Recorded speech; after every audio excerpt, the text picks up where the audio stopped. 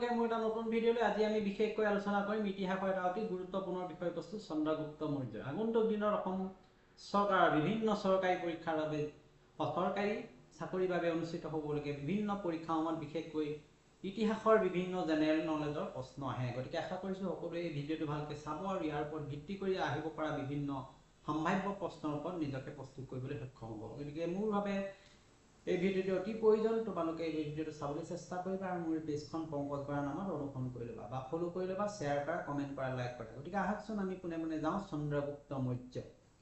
ইয়াৰ ওপৰত আলোচনাৰ এক বিশেষ আলোকপাত। শাসনকাল আছিলে অনুমানিক 321 পৰা 297 যিটো খ্ৰীষ্টাব্দৰ বিষয়ে আমি জানো। এই সময়ছোৱাৰ ভিতৰতে চন্দ্ৰগুপ্ত মৌৰ্য আছে।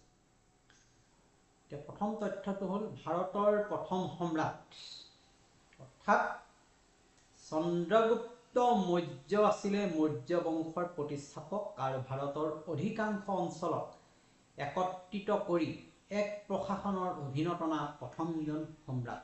তেওঁৰ শাসনকাল আছিল আনুমানিক 321 খ্ৰীষ্টাব্দৰ পৰা 297 খ্ৰীষ্টাব্দ। গতিকে এইটো অতি গুৰুত্বপূৰ্ণ তথ্য।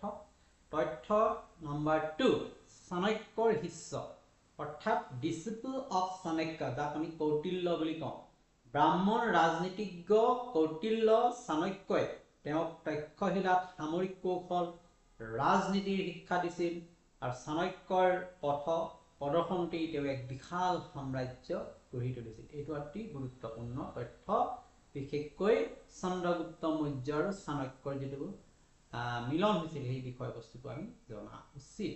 তথ্য নম্বৰ 3, চন্দ্ৰগুপ্ত মৌৰ্যৰ লগত জড়িত আন এটা তথ্য হ'ল যে নন্দ বংশৰ পতন, অভাৰথ্ৰু দ্য নন্দ ডাইনেষ্টি, অৰ্থাৎ 321 খ্ৰীষ্টাব্দত আলেকজেণ্ডাৰৰ আক্ৰমণৰ পিছত সৃষ্টি হোৱা যি অস্থিৰতা তাৰ সুযোগ লৈ চন্দ্ৰগুপ্তই ধনানন্দক পৰাজিত কৰি মৌৰ্য বংশ স্থাপন কৰাৰ কথাটো আমি জানো আৰু ইয়ে আছিল ভাৰতৰ প্ৰথমখন সাম্ৰাজ্য। এইটো এটা অতি গুৰুত্বপূৰ্ণ তথ্য আমি জনা উচিত। এতিয়া চন্দ্ৰগুপ্ত মৌৰ্যই মৌৰ্য বংশ স্থাপন কৰাৰ লগে লগে বিশাল সাম্ৰাজ্য বিস্তাৰত গুৰুত্ব আৰোপ কৰিছিল আৰু তেওঁৰ সাম্ৰাজ্য বিস্তাৰ ক'ৰ পৰা ক'লৈকে হৈছিল একবাৰ আমি চাওঁ। Vast empire across subcontinent of India, বিশেষকৈ পূবে বাংলা, অসম, পশ্চিমে আফগানিস্তান, উত্তৰে কাশ্মীৰ, নেপাল আৰু দক্ষিণে দাক্ষিণাত্যলৈ বিস্তৃত হৈছিল। এয়া প্ৰাচীন বিশ্বৰ অন্যতম এক বৃহৎ সাম্ৰাজ্য আছিল সেই সময়ৰ দৃষ্টিকোণৰ পৰা। তথ্য 5টোত আমি ক'ব পাৰোঁ যে গ্ৰীক বাহিনীক পৰাজয় কৰাৰ ইতিহাস ৰচিলে চন্দ্ৰগুপ্ত মৌৰ্যই। Defeated Greek forces 305 BCE before Christ. 305 খ্ৰীষ্টাব্দত তেওঁ আলেকজেণ্ডাৰৰ উত্তৰাধিকাৰী চেলিউকছক, অৰ্থাৎ যাক চেলিউকাছ নিকেট, তাৰ আক্ৰমণক পৰাস্ত কৰিলে সাম্ৰাজ্যৰ সীমা পাৰ্চিয়ালৈকে বিস্তাৰ কৰে। এয়ে এক মহান সামৰিক বিজয় আছিল চন্দ্ৰগুপ্ত মৌৰ্যৰ বাবে। ইয়াৰ পাছত আহিলো তথ্য নম্বৰ 6, যে চেলিউকাছৰ সৈতে তেওঁ এটা চুক্তি কৰিছিলে, ট্ৰিটি উইথ চেলিউকাছ। কি চুক্তি কৰিলে? যুদ্ধৰ অন্তত চেলিউকাছে চন্দ্ৰগুপ্ত আৰাচুচিয়া, এতিয়া কান্দাহাৰ, গেড্ৰুচিয়া আৰু পেৰুপামিছাদা এই অঞ্চলটো সমৰ্থন কৰিলে আৰু বৈবাহিক মিত্ৰ স্থাপন কৰিলে।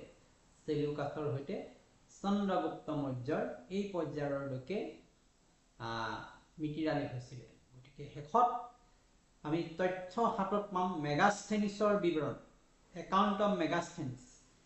300 খ্ৰীষ্টাব্দত গ্ৰীক ৰাজদূত মেগাস্থেনিছে পাটলিপুত্ৰ ভ্ৰমণ কৰিছিল। এইটো মনত ৰাখিব লাগিব, চন্দ্ৰগুপ্ত মৌৰ্যৰ দিনত কোন গ্ৰীক দাৰ্শনিক, কোন গ্ৰীক ৰাষ্ট্ৰদূতে ভ্ৰমণ কৰিছিলে পাটলিপুত্ৰ? তেতিয়া আমি ক'ব লাগিব মেগাস্থেনিছে। সময়টো 300 BC। তেওঁ এটা টোকা লিখি থৈ গৈছিলে, তেওঁ কৈছে যে এই নগৰখনৰ প্ৰাচীৰৰ দৈৰ্ঘ্য প্ৰায় 34 কিলোমিটাৰ আছিলে। তেওঁ ইণ্ডিকা গ্ৰন্থত মৌৰ্য শাসনৰ বিৱৰণ দিছে। গতিকে মেগাস্থেনিছে লিখা গ্ৰন্থখন কি তেতিয়াহ'লে? ইণ্ডিকা, যেনেকৈ ইণ্ডিয়া, ইণ্ডিকা, এইটো নামটো ৰাখিবলৈ মনত সহজ। ইণ্ডিকা গ্ৰন্থৰ ৰচক এতিয়া কোন? মেগাস্থেনিছ। এইটো এটা অতি গুৰুত্বপূৰ্ণ সাধাৰণ জ্ঞানৰ প্ৰশ্ন।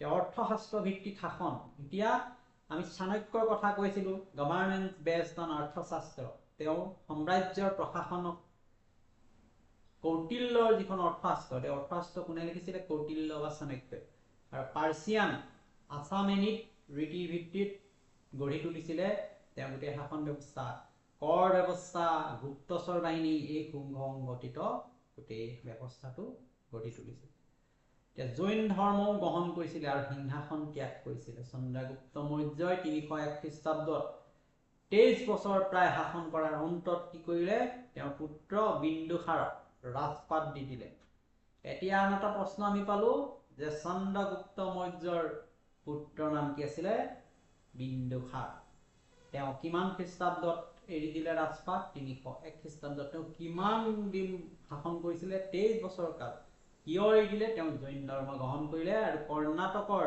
শ্ৰাৱণবেলগোলাৰ মঠত 298 খ্ৰীষ্টাব্দত উপবাসত প্ৰাণ ত্যাগ কৰিলে এইটো এটা গুৰুত্বপূৰ্ণ ইতিহাসৰ তথ্য যে ভাৰতীয় ইতিহাসৰ মূল ভিত্তি anchor of Indian chronology British পণ্ডিত ছাৰ উইলিয়াম জোনছে প্ৰমাণ কৰিলে যে চেন্দ্ৰাকুটা মানেই চন্দ্ৰগুপ্ত ইয়াৰ ফলত ভাৰতীয় আৰু গ্ৰীক ৰোমান ইতিহাসৰ তাৰিখ একত্ৰিত হ'ল তেওঁ কালক্ৰমৰ ভিত্তি বোলা হৈছিলে গতিকে আজি যি বিষয়বস্তু আলোচনা কৰিলো চন্দ্ৰগুপ্ত মৌৰ্যৰ শাসন ব্যৱস্থাৰ ওপৰত তাত আমি কেইটামান কথা কুইক ৰিভিজন এনেকৈ ক'ব পাৰোঁ যে ভাৰতৰ প্ৰথমজন সম্ৰাট হৈছিলে চন্দ্ৰগুপ্ত মৌৰ্য তেওঁ আছিল চাণক্য শিষ্য তেওঁ ক'ত শিক্ষা গ্ৰহণ কৰিছিলে তক্ষশিলাত নন্দ বংশক তেওঁ পৰাজিত কৰিছিলে আৰু মৌৰ্য বংশ স্থাপন কৰিছিলে তেওঁ বাংলাৰ পৰা আফগানিস্তানলৈ বিশাল সাম্ৰাজ্য প্ৰতিষ্ঠা কৰিছিলে ঠিক তেনেকৈ 305 খ্ৰীষ্টাব্দত তেওঁ গ্ৰীক চেলিউকছকো পৰাজয় কৰিছিলে আকৌ লগতে চেলিউকছৰ সৈতে তেওঁ শান্তি চুক্তি বৈবাহিক মৈত্ৰী স্থাপন কৰাৰ কথাটো পালো আৰু তেওঁৰ সময়তে মেগাস্থেনিছে